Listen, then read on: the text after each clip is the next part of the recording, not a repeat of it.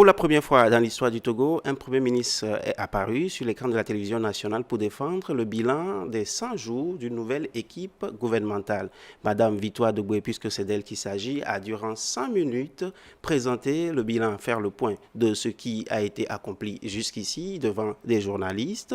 Mesdames et messieurs, bienvenue dans cette émission qui va dans un premier temps faire le point, en tout cas revenir sur les 100 jours du Premier ministre, en tout cas sur cette sortie. Et dans un premier temps, nous allons boucler cette émission en parlant de la liberté de la presse. Nous prendrons naturellement le pouls de la liberté de la presse togolaise, qui est secouée ces derniers temps par des convocations tous azimuts. Et pour l'occasion, nous avons l'invité en question. Dès que vous aurez bientôt le profil, vous serez d'accord avec moi. Alors, mesdames et messieurs, je suis sur plateau avec le ministre de la Communication et des Médias, porte-parole du gouvernement, monsieur Akoda Ayoadan. Bonjour. Bonjour.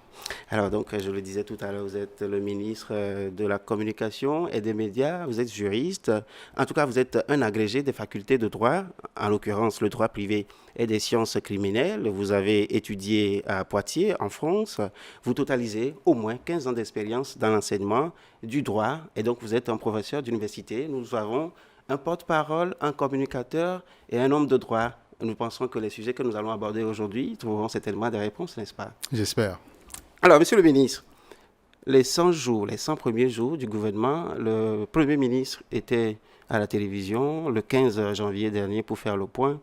C'est vrai qu'elle a pris 100 minutes pour pouvoir le faire, mais nous, en quelques secondes, en quelques minutes, qu'est-ce qu'on doit retenir? Alors, il est vrai que les 100 minutes ont une forte symbolique, il faut le noter. Et vous l'avez certainement noté, l'exercice de Madame le Premier ministre était d'abord un exercice d'humilité, un exercice de reddition aussi des comptes tels que prévus ou tels que promis à nos concitoyens lors de sa déclaration de politique générale. Vous savez, le gouvernement, aujourd'hui, s'est engagé sur une feuille de route qui a été construite autour d'une vision d'un Togo à l'horizon 2025. Et pour pouvoir mettre en œuvre cette vision, une série de réformes, une série de projets ont été proposés et ce sont ces projets et ces réformes qui vont structurer l'action gouvernementale durant les 5 prochaines années. Au fond, après 100 jours, on peut considérer objectivement que le gouvernement a posé les grands jalons de son action. Et ces grands jalons, on peut les identifier d'abord par une structuration législative réglementaire proposée par le gouvernement. Je peux citer rapidement la loi sur l'identification biométrique, qui est une loi fondamentale pour pouvoir lancer les actions. Vous savez, vous ne pouvez pas développer d'actions sociales sans connaître les citoyens bénéficiaires de ces produits sociaux. Il y a la loi sur la programmation militaire pour donner des ressources importantes à notre armée face aux défis sécuritaires de la sous-région. On a également le Code du travail qui a été voté récemment et qui permettra désormais d'avoir une palette de contrats plus large, des contrats plus adaptés. Je vais vous donner un exemple. Vous savez, dans notre pays, on n'avait que le contrat de travail à durée déterminée. Et le contrat de travail à durée déterminée a cette faiblesse qu'on ne peut pas le renouveler indéfiniment. Alors aujourd'hui, vous pouvez faire un contrat de mission. Vous avez une mission qui dure 7 ans. Vous faites un contrat de mission sur 7 ans et ce contrat sera valable. Donc voilà une innovation que l'on peut tirer du Code du travail. Évidemment, on ne peut pas en parler plus longuement. On peut parler de la loi sur le casier judiciaire automatisé qui permet désormais à nos citoyens de ne plus se déplacer pour pouvoir obtenir ce fameux document qui peut ouvrir des portes. On a également la loi sur l'aménagement du littoral. Donc, rapidement pour vous dire qu'il y a eu un travail de base, de fond sur l'encadrement législatif, réglementaire pour pouvoir lancer l'action du gouvernement. Et au titre de ces 100 jours, on peut aussi toucher du doigt des réalisations. Et l'une des réalisations, c'est par exemple le basculement dans le budget-programme. Budget-programme qui permet aujourd'hui d'avoir une action gouvernementale plus efficace, plus efficiente. Et dans ce budget-là, permettez-moi d'attirer l'attention sur 53% du budget, 53,7% du budget consacré aux programmes sociaux. Alors, c'est un pas important, c'est plus important que ce qui avait été alloué en 2020, alors même que le budget 2021 est plus ou moins secoués par les conséquences de la pandémie de Covid-19. Il y a des acquis, notamment les réussites en matière d'inclusion financière, pilotées par le FNFI, pilotées par la DOSI, et le gouvernement entend capitaliser un peu plus sur ces acquis-là pour faire en sorte que les 10 points de pauvreté en moins que l'on a obtenus jusque-là, qu'on puisse aller plus encore en avant vers la réduction de la pauvreté. Donc, au titre des 100 jours, il y a des acquis que l'on peut déjà identifier. Et parlant de pauvreté, apparemment, elle est réduite de 50%. Alors, 50% de... Selon la sortie du Premier ministre sur la télévision nationale. C'est ce que donnent les indicateurs de mesure aujourd'hui, que comparativement au point de départ qu'on a, c'est-à-dire il y a de cela 5-6 ans, nous avons évolué vers une réduction significative de la pauvreté. Mais attention, ce n'est pas parce qu'aujourd'hui on a ce constat-là qu'on peut penser que la pauvreté a disparu dans notre pays. Il faut être objectif.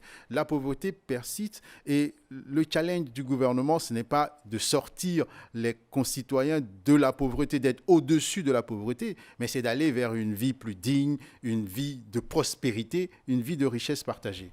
Elle a parlé aussi des chantiers, en tout cas routiers, qui devraient finir au plus tard en juin. Alors, très bien. Les 100 jours aujourd'hui permettent aussi d'identifier des avancées sur le plan infrastructurel. Vous savez, un pays peut être comparé à une feuille. Et une feuille, elle est alimentée par des nervures. Et aujourd'hui, pour nous, on peut considérer que les nervures de notre pays, ce sont les routes, quelles qu'elles soient, que ce soit des pistes rurales, que ce soit des routes goudronnées. Ce sont des éléments très importants pour pouvoir construire le pays, pour pouvoir apporter la richesse ou la prospérité dans les coins les plus reculés.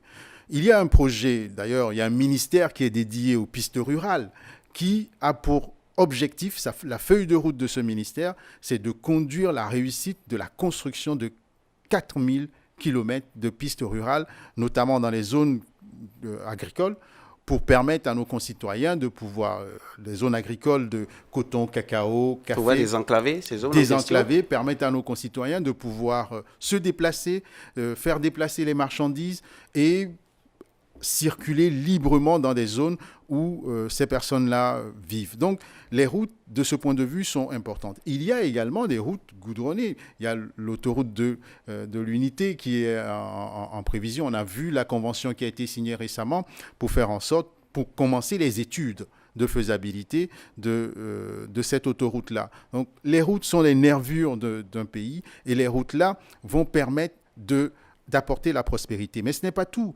Il y a un décret qui a été pris le 23 décembre et qui apporte un changement fondamental dans l'approche des ouvrages.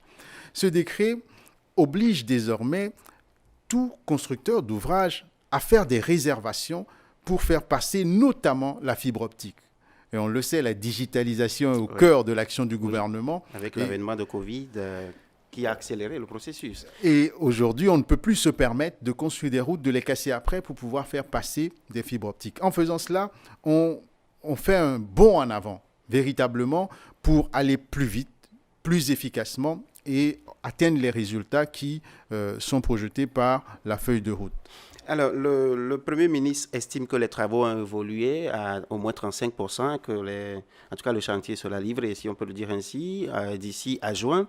Et vous avez parlé tout à l'heure, quand vous parliez de l'exercice du Premier ministre, en disant que c'est un exercice d'humilité et de reddition. Il y a Luc Abaki, que vous connaissez très bien, qui est un observateur de la vie politique togolaise, journaliste et consultant de notre émission d'ailleurs, et Écho du Togo, partage un peu cet avis parce que dès la sortie du Premier ministre, quelques heures après, il a fait également une sortie sur sa page Facebook et le moins qu'on puisse dire, c'est que dans un premier temps, il a eu à louer la réelle volonté, pour le citer fidèlement, la réelle volonté de travailler du Premier ministre, son pragmatisme, des approches innovantes, sa disponibilité à rendre compte et son ouverture d'esprit. Seulement, il s'est montré par la suite un peu plus critique.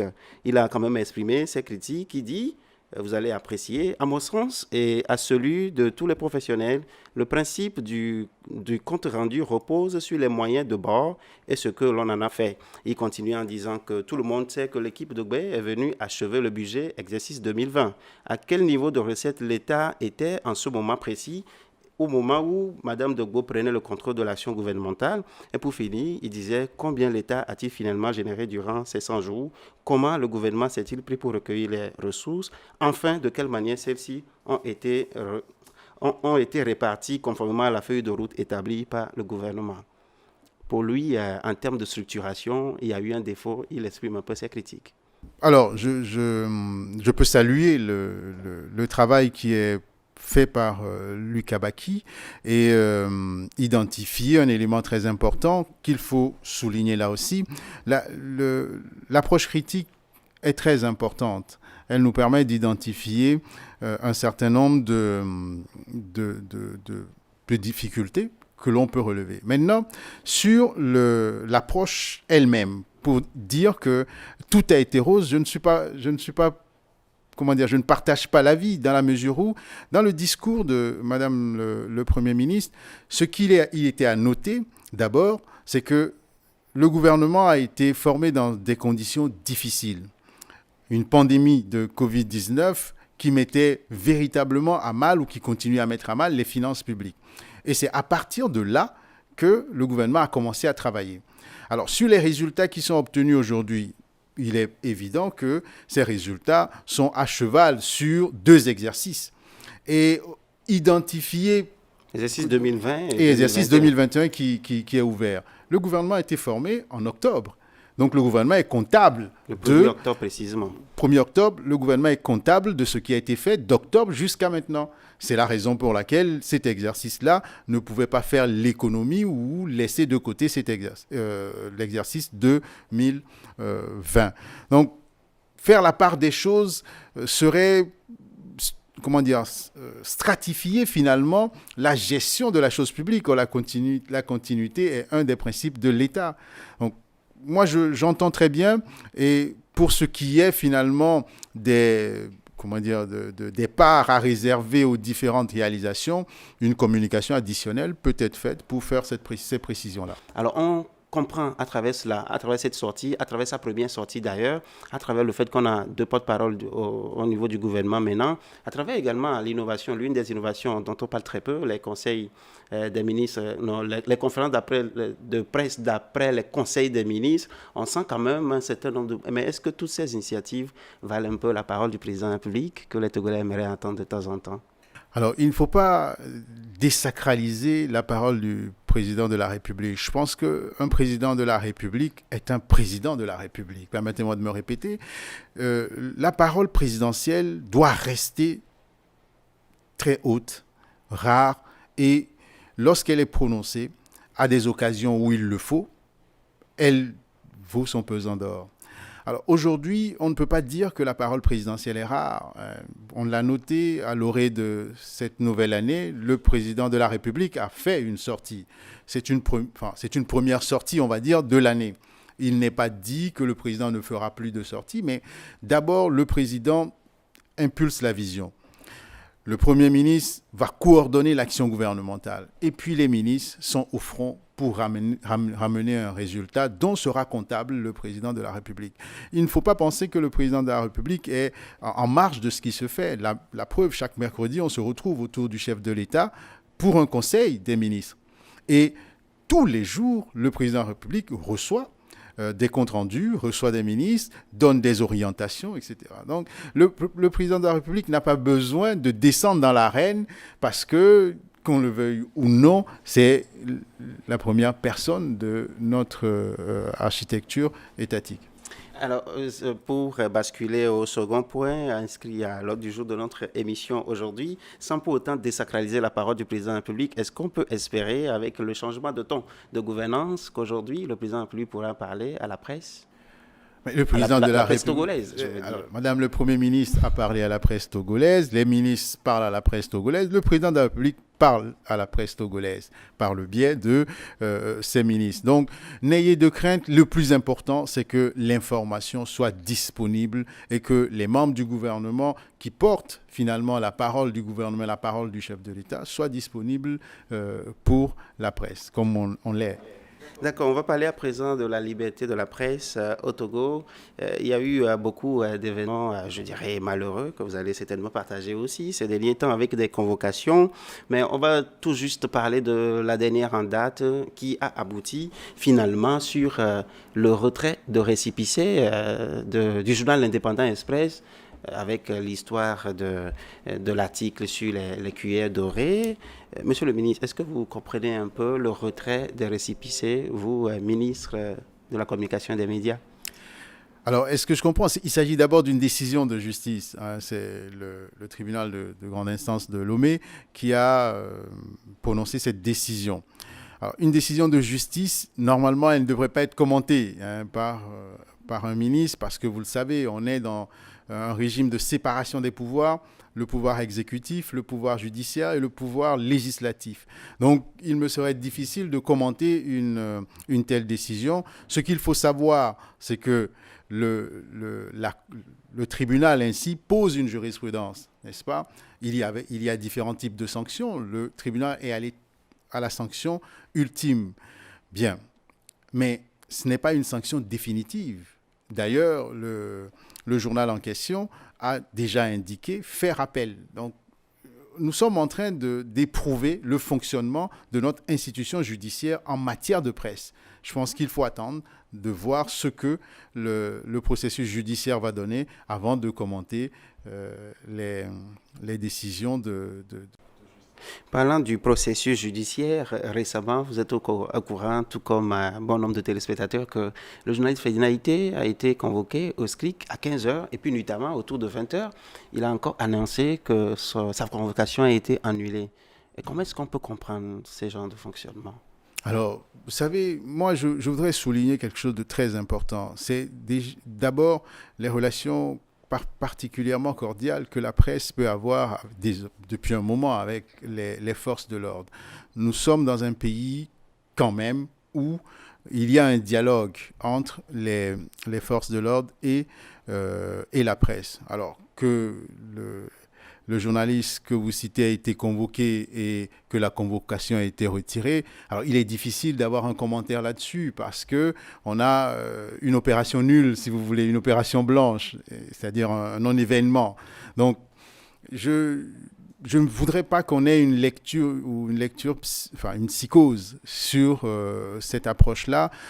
Les journalistes sont des acteurs très importants d'une démocratie. Maintenant, aujourd'hui, dans notre pays, nous sommes en train de construire la relation entre l'État et la presse privée notamment et la presse en général.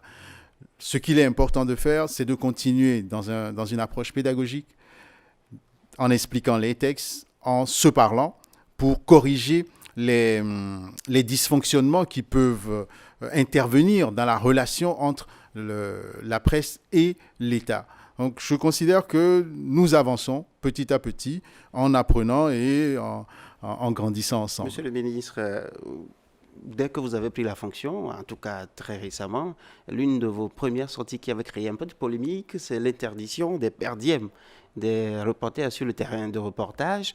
Et puis, naturellement, l'une des défenses, hein, la défense est déjà.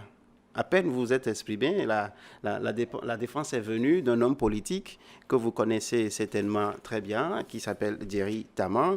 Selon lui, les réalités de la presse togolaise vous échappent un peu. Vous êtes très loin de la réalité de la presse togolaise, en tout cas des journalistes togolais qui vivent dans la précarité et qu'une telle interdiction ne pourra pas marcher. Oui, vous savez, dire que je suis très loin de la réalité, je ne suis pas sûr que ce soit très près de la vérité.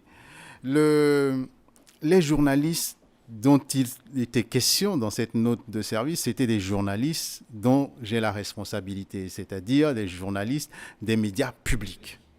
Alors, je suis d'accord que les journalistes dans leur globalité, vivent dans la précarité. Et je vais faire une parenthèse là-dessus. Je pense avoir été très impliqué dans la relance des patrons de presse pour que la convention collective des journalistes soit remise sur la table pour que les discussions se poursuivent. J'ai essayé de relancer la machine. Je ne peux pas dire que j'ai eu beaucoup de succès, mais pour vous dire que je suis impliqué dans ce travail-là et je continuerai. Maintenant, pour revenir à la fameuse note, cette note concernait les journalistes du public. Vous savez, lorsque vous êtes salarié, lorsque vous travaillez et que l'on vous paye un salaire, si vous souhaitez obtenir une augmentation de votre salaire, vous vous adressez à vos clients ou à votre employeur. Vous vous adressez à votre employeur. Donc, je considère sur cette analyse que les journalistes des médias publics, s'ils ont besoin d'une revalorisation de leur salaire, ne doivent pas aller rechercher cette revalorisation auprès des clients, entre guillemets. Ils doivent s'adresser à leur autorité de tutelle pour échanger. Ils n'ont pas besoin d'aller, les expressions qui sont utilisées par ceux qui en sont victimes, d'aller racketter, par exemple, les personnes qui bénéficient de leurs services. Donc, pour vous dire que les traitements des journalistes du public nous concernent. S'il y a des difficultés, il faut en discuter avec nous.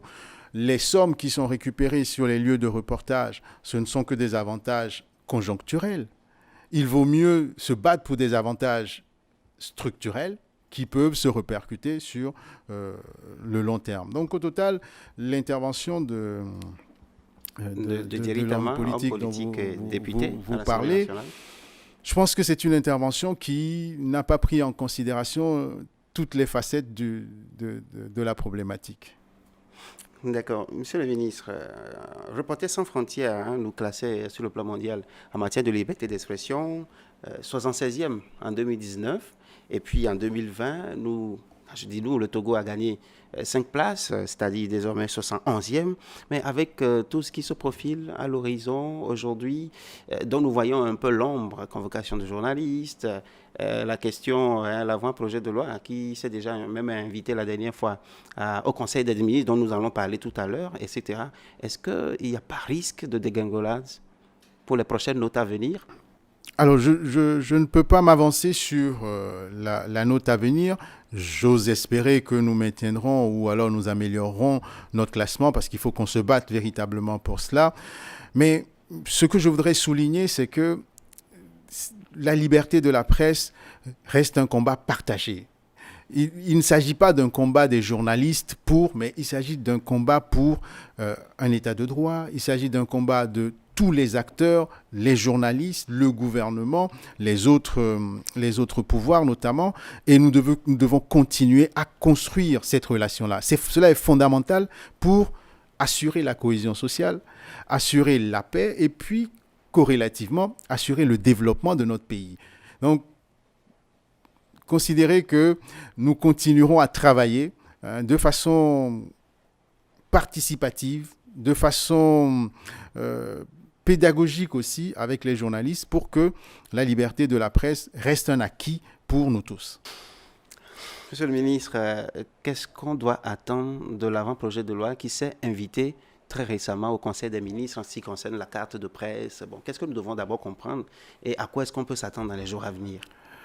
Alors, ce qu'on doit comprendre, c'est qu'en 2020, il y a eu un code de la presse qui a été voté, n'est-ce pas, qui a été adopté par notre pays, 7 janvier 2020.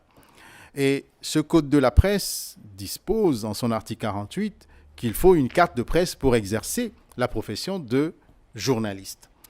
Et le décret qui a été examiné en Conseil des ministres le 13 janvier dernier a pour objet justement de fixer les conditions d'établissement, de renouvellement, de suspension, de retrait de la carte de presse. Alors, la carte de presse, c'est la carte d'identité du journaliste. C'est la carte qui permet aux journalistes de pouvoir s'affirmer comme un professionnel de ce corps de métier. C'est une carte qui va lui permettre d'accéder à des manifestations en particulier, d'accéder à des informations particulières et de lui ouvrir droit à certains avantages. Lorsque la convention collective sera mise en place, vous verrez que la carte de presse sera un élément déterminant. La carte de presse permet aussi de fixer finalement les conditions, parce qu'aujourd'hui, pour pouvoir obtenir la carte de presse, il faut être salarié d'une société de presse, il faut avoir un diplôme d'un certain niveau, il faut être togolais, voilà. Donc, le décret qui a été pris en Conseil des ministres, en tout cas, qui a été adopté en Conseil des ministres la semaine dernière, vise à poser ce cadre-là. Donc, il faut s'attendre désormais à ce que les professionnels de la presse aient un élément d'identification qui leur permette d'exercer en toute sécurité et en toute quiétude leur métier.